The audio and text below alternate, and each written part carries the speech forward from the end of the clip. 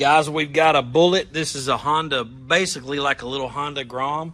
This got a little 50cc motor, so you do not have to have a motorcycle license to drive this.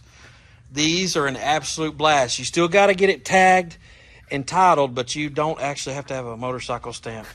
Man, these things are cool little bikes. I've got this blue one, and I've got a green one. I'm going to discount these for $1,300 to move them out.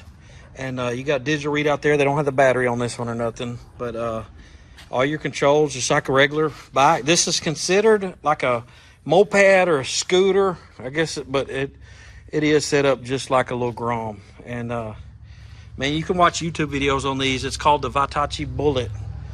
And for $1,300, it's a lot of fun. So you have to tag it. So it's like I want to say $100 tag fee plus taxes. If you're a Texas resident, if you're out of state, I'll just do it for $1,300 and you can deal with all that.